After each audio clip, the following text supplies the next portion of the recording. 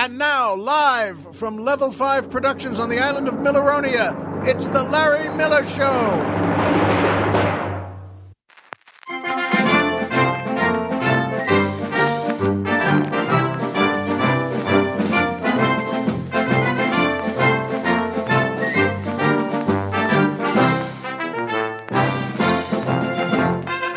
Good evening, Mr. and Mrs. America, and everyone who really wants to drive a child to the airport.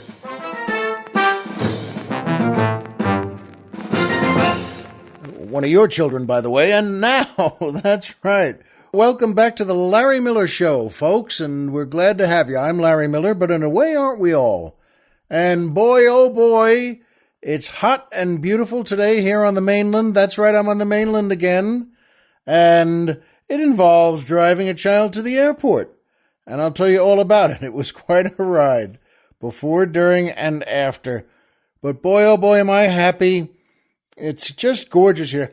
Too hot, for whatever it's worth. There's hot, and then there's hot, and then there's too hot. Well, it's too hot today, but beautiful nonetheless. And wow, that music just, even if I were feeling low, and I'm not, but even if I were, that music would raise me.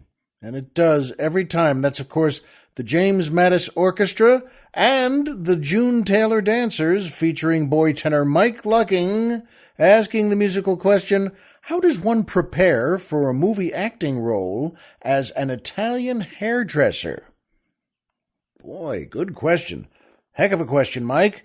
And by the way, Mike is smart. He knows all sorts of things. I was an Italian hairdresser, or that is, played an Italian hairdresser.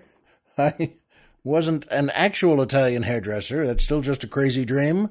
But I, in two movies, the Princess Diaries movies, starring Anne Hathaway and, the great Julie Andrews. They were so much fun.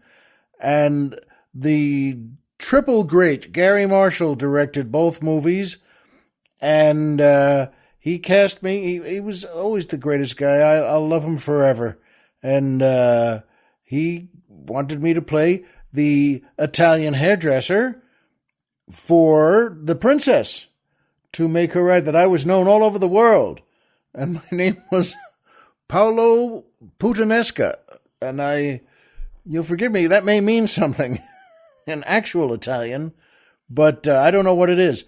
And we dressed me up in Italian hairdresser stuff, and I was I was well known all over the world as the greatest guy. That's why they brought me in to the country where Julie Andrews was the queen, and Anne Hathaway was going to be the princess, and to do her hair, to make her look great. They were so much fun, and I'll tell you what, boy, oh boy, working for Gary Marshall was always just a blast, every second of every day. And he told me on this one day, see, he wanted me to have, they found me two lovely young women to be my assistants as a hairdresser. And they were, but they were not Italian, see, in the movie that we just made up, that they were going to be German. He said, Mel, we'll make them German. And this way, you'll see, because the cinematographer was German. And he said to me, Gary said to me, now go over and ask Walter. I forget his real name, I'm sorry. But he was a world-famous cinematographer, the director of photography. And he was a young man and, tall, rugged, and blonde and blue eyes. In fact, he looked like a poster for the Wehrmacht, And that's a compliment, by the way. That's meant as a compliment. Well, bet you $1 he won't think that, but it's true. He was great. And Gary said, go over and ask him for some insults in German so you can say to the girls on your sides there, that you can, while they do something you don't like, you got to say something that hurts their feelings in German. But I want it in German, so ask him for bad comments in German. So I do that, and I walk over and I said, in between shots, I said, Walter, do me a favor, give me some bad words in German that would insult people. I want to insult the young women who are my assistants. And folks, I'm telling you, he stiffened up and looked at me really coldly. He said, "There are no such words. No such words in German like this you want." And he kind of stormed off. He was mad, and I didn't know what in the world. And I just kind of blinked a couple of times and looked around, and then went after him back to the Video Village, which is called sort of the base for where all the executives, director, producer, and cinematographer, and everyone sits with with TV screens that are mounted on there, so you can see the shots you're making. And he's there, and he went to the table to get a cup of coffee, and I said, "Oh, excuse me, I don't know what I said wrong there, but I need insults in German. You're German, I mean, so give me some insults that I can say to the two women as my assistants that will make them annoyed and mad, but that they'll follow my orders or something like that." And he said, "So it's nothing like this. There's nothing like this in German." And he walked away again, and the first thought I had was, nothing like this in German? I could be wrong, but I think that's everything like that in German. Isn't that the official language for insulting someone? And so I was a little puzzled. I didn't know what the heck. And I walked back over to Video Village, and Gary said to me, did you ask Walter you got the insults for him? He said, and I said, I asked him a couple of times, but he got very mad, and he didn't say anything back to me, not out loud anyway. And I said, he wouldn't give me anything. He said, there are no words like that in German. And Gary did the same. No words in German, please. And he went over, of course, that's Gary going over the director, and said, this is for me. I asked him to do this. Now, I don't know. And so give it to him now, please. So I did. I went back again. He gave me some, and it dawned on me, and it dawned on Gary as well. He thought somehow we were teasing him or making a joke about Germans or Germany or history or something, and asking for insults. And I wasn't. I was working. It's supposed to be part of the comedy of the character of Paolo Puttanesca, at any rate. And Gary said, "Oh, that must be it. Sure, that he doesn't want to look bad." But so he gave me a few words, and I had to check the pronunciation. He kind of ran them by me fast. And I said, wait, okay, so this one is, I can't remember what they were. And so he gave them to me, and I did that. I put them in the movie. They're in the movie. A couple of little things of just boom, little shots you throw out there at them. And they were very nice. They would stand there like guards on either side of me while I was doing Anne Hathaway's hair. And we had a lot of fun doing this whole thing.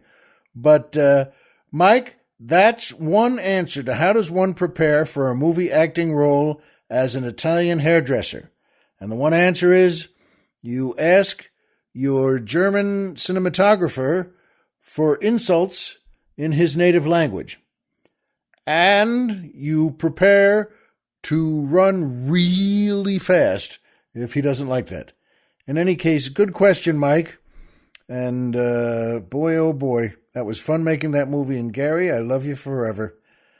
And by Amazon and PayPal. That's right, folks. I love these companies, and I love plugging them. They are sponsors of the Larry Miller Show, and I love it. You know that, Amazon, first of all, what a great company. They do three things no one else can do. Number one, you get anything you want from them.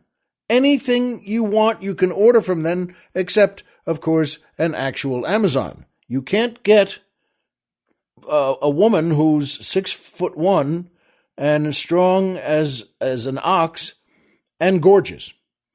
Well, you could if you went to see Wonder Woman, but boy, oh boy, what you do is Amazon, folks. If you're going to shop at Amazon, that's number one, and number two, they already have it. They don't even have to order it. They send it out immediately. They have a giant warehouse, a mile wide and a mile long and a mile high and a mile deep. And if you don't think that's possible, well, maybe it's not, but it's very, very big. And number 3, the best thing with them is they send us a percentage of whatever you order. They send right here to the Larry Miller Show. And, so if you that makes me happy and it makes Colonel Jeff happy. And we use that money. We save it immediately. It goes right into the gigantic steel box that we use to save our money for our next big fancy fried chicken dinner with 2 drinks beforehand in a different place.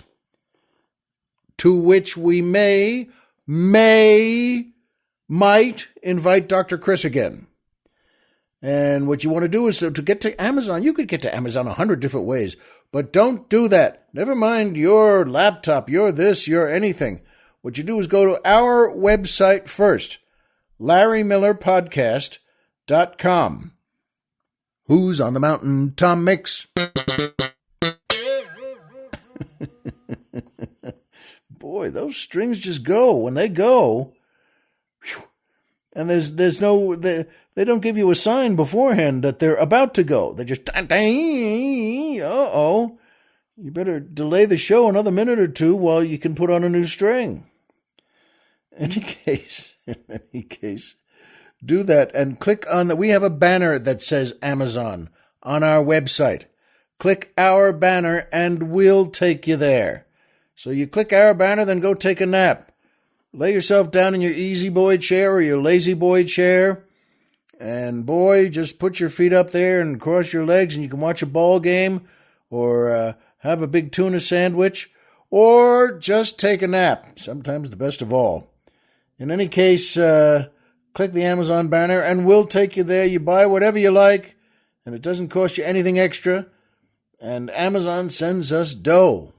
And we like that very much. And by PayPal. You know what? It's a great company. If you enjoy my show, and why wouldn't you? And you'd like to send a few bucks to help out, and why wouldn't you? You can do it through PayPal. It's a great group to work with. And instead of saying donate or pay what you like or join the Platinum Club, or any of those groups, I like to say just buy us some drinks. And there are different levels 1 through 5, all the way up to... We're driving to Florida!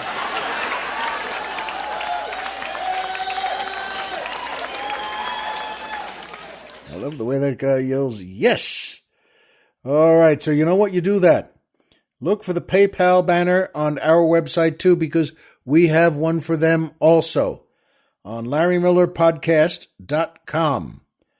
Who's on the mountain? Tom Mix. Oh, pardon me. I should have had the fish. Anyway, I'm so sorry. But in advance, I want to say thank you because every little bit helps us keep the old leg lamp lit here. And thank you to everyone who has already contributed. It means the world. And thank you to those of you who are about to, because I make such a great advertisement for it. And you know what? And then by me, there are still copies of my book, signed hardcover copies of Spoiled Rotten America for sale at store.comedyfilmnerds.com. And yeah, that would be good. You'd like that book. It's funny, and I had a great time writing it, and I wrote it just as well as I could. So do that. And that's for Amazon, PayPal, and me. And that brings me to my favorite part of the show, the joke of the week. Boy, that bongo drum also makes me feel as good as the music. The joke of the week is a favorite part for me because there's nothing better, folks, than passing along a good joke to you. And if the Colonel likes it and I like it, then we give it to you. And if you like it, well, you can pass it along to your family and your loved ones and your friends. And this week, this is a pretty good one. I like this one, and so did Colonel Jeff. A fellow walks in to a bar, restaurant, and it's in New York City, and it's a pretty nice place. And he sits down at the bar, and he says to the bartender, comes up, "What can I do for you?" And he says, well, I'd like to get a beer. How much is a beer here? And the bartender says, free. They're free. And the guy, really? The beer is free? Any beer you want. Name the beer, it's free. Well, he orders a beer, and the bartender draws a nice cold beer in a big mug, and wow, all right, that's pretty good. And he takes a couple of sips, and it's terrific. It's nice, ice cold beer. And he gets about half of it down. He says to the bartender, he signals him and says, you have food here, right? It's a good restaurant, too. And the bartender says, the best. This is the best restaurant. And the guy says, well, I'd like a steak. I'd like a nice steak. Say the best one you got on the bone there, and it could be a T-bone steak. Do you have it? Yes, we have a T-bone steak. Well, let me have one of those, please. And boy, whatever you put on the side, a baked potato with everything on it, and some, steamed spinach or something, things that are great for that. And he said, now, by the way, how much does that one cost, though? And the bartender says, free. Really? That's also free? It's free again? That's right. Just like everything to drink here and everything to eat here. It's free. And the guy says, I'll take it. And the bartender has the chef cook it up just beautifully for him. He sets it down on the bar, folks. It's a gorgeous oval plate with a gorgeous steak, a fabulous food, and nice big. He puts the bartender leans over and puts the napkin in the guy's collar and says, buddy, enjoy it. And he puts down another, free beer in front of him to drink with his steak. And the guy says, boy, I'll be honest, is the owner of the bar here? Because I want to thank him. This is really unbelievable. And that everything's just free. And the bartender says, well, actually, he's upstairs in his office with my wife. And the fellow says, he's upstairs with your, wait, what's he doing upstairs in his office with your wife? And the bartender says, same thing I'm doing to his restaurant.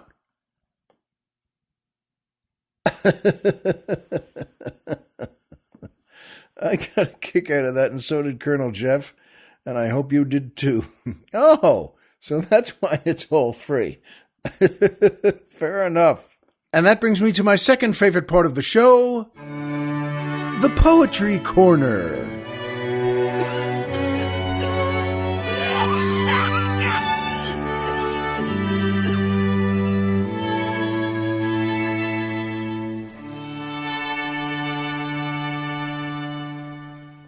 And that fella's nice cough sounds especially good on a beautiful day like today. Though hot, maybe that's why he's still coughing. Folks, this is a great poem. It's by Banjo Peterson. One of the best. And he was Australian as well. And he was very popular and very successful, and he should be. And he wrote this one, and it's called Waltzing Matilda. And that's right, it's from the famous song that we learned in third grade and sang for a long time. And here it is, by Banjo Peterson. Oh, there once was a swagman camped in the Billabong under the shade of a coolibah tree, and he sang as he looked at his old Billy Boiling, who'll come a waltzing Matilda with me? Who'll come a waltzing Matilda, my darling? Who'll come a waltzing Matilda with me? Waltzing Matilda and leading a water bag. Who'll come a waltzing Matilda with me? Down came a jumbuck to drink at the water hole. Up jumped the swagman and grabbed him in glee, and he sang as he put him away in his tucker bag, you'll come a waltzing Matilda with me. Down came the squatter a-riding his thoroughbred. Down came policemen, 1, 2, and 3. Whose is the jumbuck you've got in the tucker bag? You'll come a waltzing Matilda with me. But the swagman, he up and he jumped in the water hole, drowning himself by the coolibah tree, and his ghost may be heard as it sings in the billabong. Who'll come a waltzing Matilda with me? Isn't that lovely? And yes, as you can probably tell, that is the song Waltzing Matilda. And I could have sung it to the right rhythms there, but that Banjo Peterson wrote. He wrote the lyrics to Waltzing Matilda. It's a great poem. And by the way, it's something we don't know. I didn't know till just a couple of years ago. But that, well, we learned the song when I was in third grade, and everyone sings it. Well, when you're a child and you're in junior high and high school. Waltzing Matilda, who'll come a waltzing Matilda with me. And it's a terrific song and great lyrics. And, well, it was sung during and after World War I, because that became sort of the anthem of returning Australian soldiers who were terribly wounded, who were many dead, of course, but who were in wheelchairs and on stretchers and blinded and burned and gassed and all the terrible things that happened in World War I. And that was their song. And people sang that to them as a tribute. And they began to sing it themselves to each other as a tribute. So it's a great song and beautiful lyrics, but it became most popularly used in the way of a tribute to all the sacrifices the brave young man made at that point in World War I. So, you know what? Thank you, Banjo, and thank you, folks. I hope you enjoyed hearing that. I enjoyed reading it. And that brings me to my third favorite part of the show. Triple M, MMM, the magic movie moment.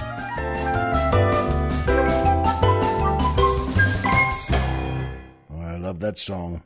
This is a great thing to do for me. I love it very much. I've said that before, and I'll say it again. To see movies that are wonderful, and to see one line in it, or one scene in it, or one part in it, or one part of the story that really means something. Oh boy, folks, this movie has it, and no movie is better than when you know the magic movie moment in it. This is a great movie. The Best Years of Our Lives from 1946, and good Lord, what a group. Directed by William Wyler, starring Myrna Loy, Frederick March, Dana Andrews, Virginia Mayo, Ray Collins, Hoagie Carmichael, Teresa Wright, Kathy O'Donnell, and Harold Russell. And the magic movie moment for me today is about, well, Kathy O'Donnell and Harold Russell. This is just after World War II. This is what this movie is about. And 3 returning servicemen. And that would be Frederick March, Dana Andrews, and Harold Russell. And it's about what they go through trying to get back to their real lives. And in those days, folks, well, no one really knew it. That, Frederick March and Dana Andrews weren't wounded. And they had been wounded, but they were fine now. And we love seeing them get back into their lives. Oh, Virginia Mayo, good Lord, a wonderful actress and so gorgeous. She could play high and low parts. She could play a great aristocrat or comedic parts. She was wonderful in this. And the great Ray Collins. But Harold Russell was real in this movie. That is, he had just come home from serving in World War II in the Navy. And he lost both his hands and his arms up to the elbow in service, in battle. And he was, well, in those days, they just had those mechanical things they could put onto you that were strapped on like a gun holster. You had to strap them over your back, and they were, well, like belt loops. You had to cinch them on and wear them during the day and pick things up and learn how to to wear these things in 1946. And he came home, and see, before he went to war, he'd been engaged to his neighbor's daughter. and that's played by, her name in the movie is Wilma, and that's played by Kathy O'Donnell. And he's so embarrassed by the loss of his arms. Oh, he plays this part beautifully. He's so embarrassed that he doesn't even speak with or touch base with his fiancée, his girlfriend, his love. He just more or less ignores her, and it hurts her feelings terribly. And finally, she confronts him with it and says, she's very sweet, says, why are you being this way and acting this way? What about us? And he's just about to go to sleep. He's about to walk upstairs in his house there, and he says, you don't want to know, you can't marry someone like me. I don't have these arms. And she says, let me see, let me help. We can do anything together. And he says, no, you can't. And folks ultimately says, all right, come with me. Come upstairs, and I'll show you what it's like. And he does that. He gets into his pajamas, and then you see she has to go into the bedroom with him. He's got his single bed there, and he says to her, now you'll see what it's like. He takes off his bathrobe, and she's got to help him take the mechanical arms off. And he's assuming and he's hoping that, well, this will really gross her out, and she'll know that she could never see this every minute of every day. But that's not what happens. She sits him down on the bed and takes them off. And she takes the straps off, and she takes both of the units off and both of the mechanical arms, and just sets them gently down on top of his dresser, as she would have to do. And he's just looking at her do this, and he can't believe she is. And she leans him back into his bed and covers him, and he's got no arms now. And he says, see, this is how it'd be every night, and I can't even get out of bed once I get into the bed. That's it for me. And folks, she performs in the greatest way and says, as happened in real life, she says, you know what? This is fine. I love you and you love me, and we were meant to be together. And there's nothing here we can't do together. Nothing at all. And she leans him down and covers him, and then leans down and kisses him. And she says, I'll see you tomorrow, and smiles, and walks out, closing the bedroom door behind her. And folks, well, it's killing me now, because there's a shot of Harold right then, and playing Homer, and he is the actor, the real-life veteran, Harold Russell, is in bed, and he's thinking about what just happened, and his eyes fill with tears. He knows that he's had two great gifts now. Gifts from above. He's survived, and he has his love, who still loves him. And his eyes fill, and he's so touched. It's a great, great scene. And by the way, Harold Russell won 2 Academy Awards that year.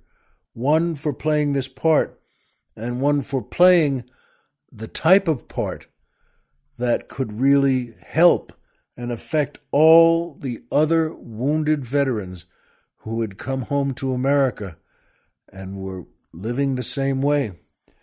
And folks, it's terrific. This movie, The Best Years of Our Lives, please see it. It's wonderful in every way. And there are so many, the storyline is fabulous.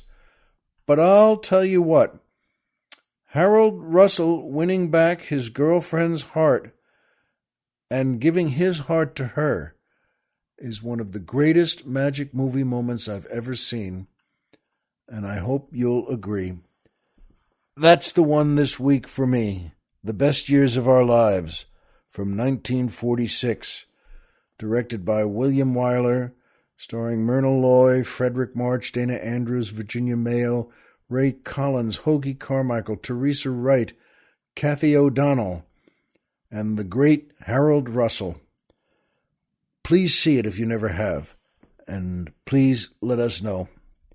And, these themes, and also mentioning General Mattis, General James Mattis, who is now our Secretary of Defense, by the way, and he's adored by all the Marines, including my son, and all his platoon and all his company.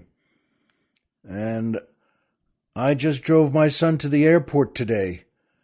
He's deploying for his next mission for 2 years. And forgive me, but I've been asked one more time not to reveal where. But, well, it's not close by, I can tell you that. And folks, it was wonderful. It was so great having him when he came home from the Middle East. It was so great. And he spent the last week with us.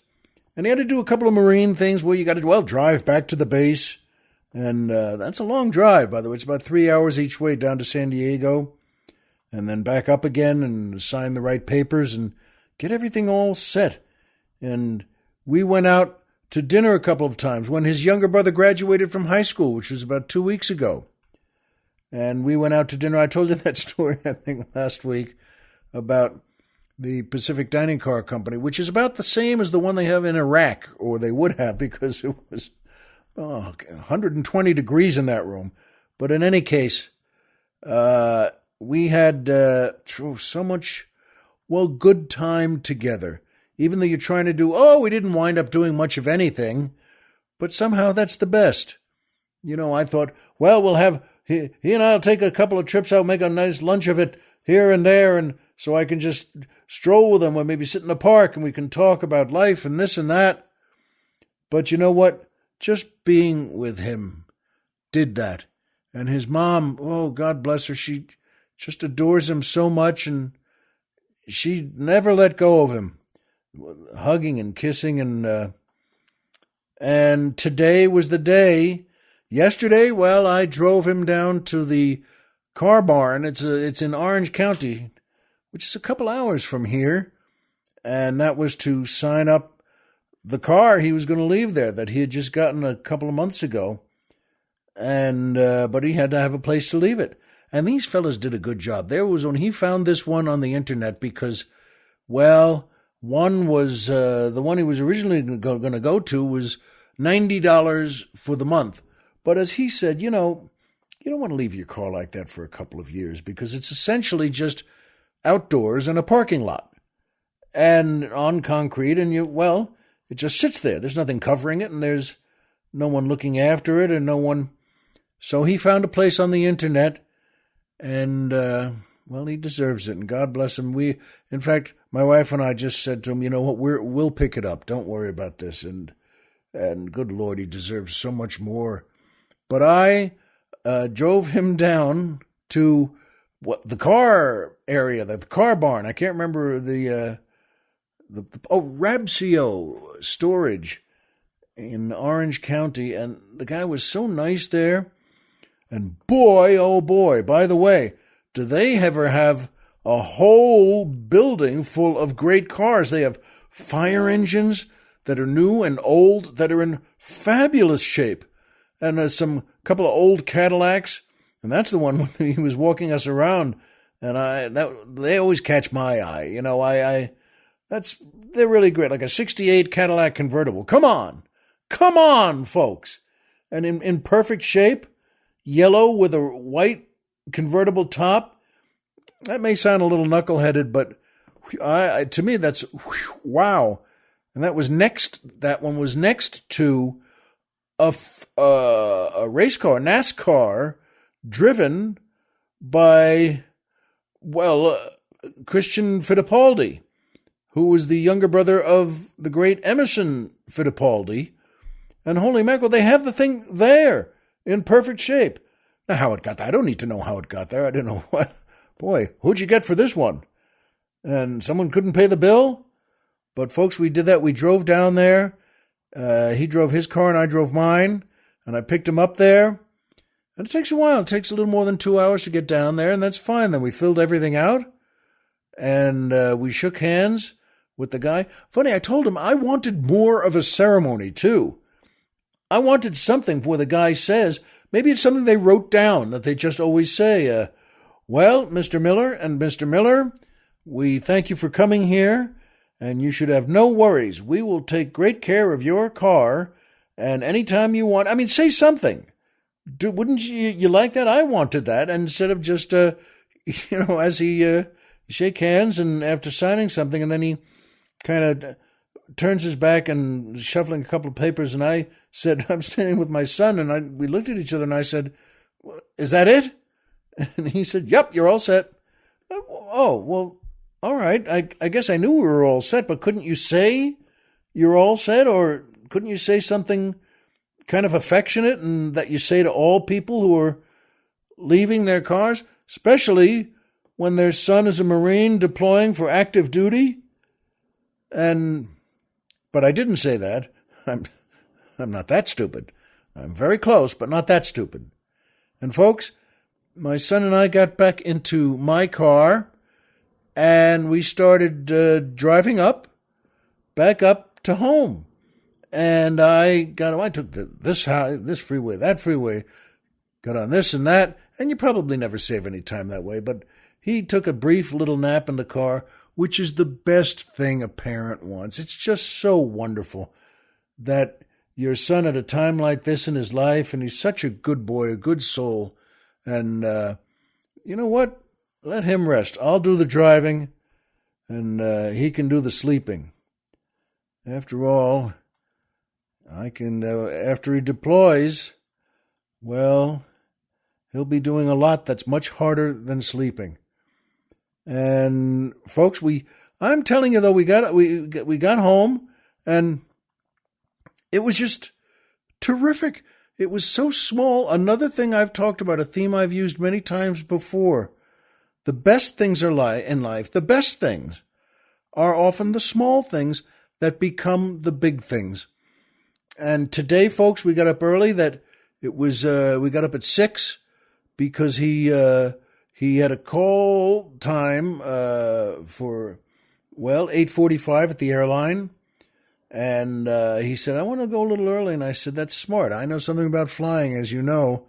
And I said, that's a smart way to do it. And we got in my car with him, because he didn't have his anymore, of course. But we put the 4 gigantic duffel bags, and each one was 60 pounds. 2 of them were 60 pounds. The other 2 were 54 pounds and 49 pounds. And I'm telling you, to carry those things, and I would have helped, by the way. He just did it so fast. Well, the truth, God bless him, he's a young, tough guy, and I was happy he could do that. And we loaded up my car, and we headed down to the airport, and with the back end just a couple inches off the ground because of these duffel bags, it was like we were hauling gypsum. And you know what, folks? We had the luckiest trip. I had to stop off and get some gas, and with that, I expected, and he did too, rush hour traffic in Los Angeles down to the airport is, it's got to be awful. We left the gas station at about 6:43, and that's when we were heading to the airport. Well, we hit traffic right away on the old freeway, the 405, but it cleared up. And there were 2 of us, so we could go in the carpool lane, which is on the far left. And as Colonel Jeff already pointed out, boy, that's a statement about Los Angeles that, 2 people in a car is a carpool. Shouldn't it normally be a small bus with 40 people in it? Well, not in Los Angeles. So we got in the carpool lane, and I'm telling you, we more or less shot, and I wasn't pushing it, and we shot down to the airport. And First we were going 25, 30 miles an hour, and then, folks, with the snap of the fingers, we're going 60 and 70 miles an hour. And I thought, holy mackerel. And then the rest of the traffic cleared up too, and I switched lanes. I guess if I don't know the way to the airport at this point, I never will. And I got us off on the right exit and down the boulevard on another right turn, a left turn rather. And you know what? We got us there, and I thought, oh boy, the departure lanes are going to be packed though. We might have to go to arrival instead. And we had to cart the bags off out of the car, so this wasn't going to be a small event. But folks, sure enough, the departure lanes were almost empty. We got that. By now, this is 7:30 or so, or 7:25. This is nothing to get down to the airport. Nothing. And we got out, and I found us a spot in the first 30 seconds of the parking lot building right across from the airline terminal. And we got out and got the bags out, and I took, one on, I had one thing in one arm, and then the other one had wheels on it, so I was pulling it along in the parking lot, in the garage, rather, and he had one bag over each shoulder, and folks, these were 60-pound bags, and then it was easier to carry them. He was carrying them one in each hand, in case you wonder how strong Marines are, by the way. And when we got to the elevator area, which is only about 100 feet, but he's carrying these things, and I'm carrying my things and dragging one, and we saw where they have the baggage carts that you can rent. And I thought, well, they'll be gone at this point already. They weren't gone. They were full. The whole rack was full. And he put in the cash for one of them, and we loaded the bags onto it and pushed it into the airport. And folks, they were so nice at the airline. It was kind of pretty crowded at that point with the several different flights loading up. And at the ticket counter, we needed our tickets and to drop the bags. And there was a lady there in the uniform of the airline. And I kind of plowed my way through to her. And just, excuse me, my son is a Marine and he's deploying now and he's on this flight and that flight and here's where they're going and he's got these 4 bags to check. And she was so sharp and so sweet about it. She said, you know what, for active duty service people, we have a special area there. Go right there behind the red ribbon there, behind this, and they'll take you, you'll go right up to the front. And as soon as they see you there, and folks, that actually happened. We all know, there are problems with airlines, and well, there certainly are, but not today. And the other lady behind the counter at the computer there was so nice to us, because everything now when you're saying goodbye to a son who's deploying, well, you slow everything down. You don't want anything to rush. So when she finished with us, and she was so nice, she said to me, plus, you know what? Let me give you a pass and you can go to the gate with him. And so you don't have to say goodbye, where he'll take his shoes off there. And I said, that's so nice. Thank you. I'd love to do that. And she had a nice smile, and she smiled and nodded. Folks, we took those bags, we gave them to her. She handed all the ticket tabs to my son, and she said something so sweet to him. She said, good luck and thank you. And he smiled and said, thank you, ma'am. And then, like an idiot, I'm standing there, like she's going to say good luck to me. But I just smiled back at her and said, thank you very much. We went up there to where the exams are to get through the line. Folks, we just got through, and I still haven't said anything to him like, boy, we're really lucky this morning. And we get through the line, and we take off our shoes, even though we didn't have to take them off technically, that he took his off. Well, I'll take mine off. Well, who cares? And we put everything, he put his wallet in the bin. All right, I'll put my wallet in the bin. And they go through there. We pick them all up. We get through. We walk down the aisle there to our gate. And, of course, when you don't have the bags, wow, boy, is that easy going then. You stroll. He had a backpack for the plane, and we stopped off. We got him a book for the flight, and we got there, and that was when we still had, folks, we were sitting at the gate at about 7:45 in the morning, having left the gas station at 7:20, rather 7:20. That's about an hour and 5 minutes to do everything. And when we went to grab a bite of breakfast at a bar that was open. That's the other thing, by the way. Every place in there had open bars at 7:30 in the morning. And I pointed that out to him, and he said, yeah, well, a lot of people come from places where it's probably 5 o'clock there now, and so they could use a drink right now. And I said, I think you're right. And although I looked at everyone sitting at the bars, and they didn't seem to be people from Iraq. I'm just saying they looked like everyone you've ever seen on a golf course. But that's fine. I don't care. And so he and I sat down, and he ordered a beer, and that's fine with me. And I just got a cup of coffee, and we ordered our breakfast.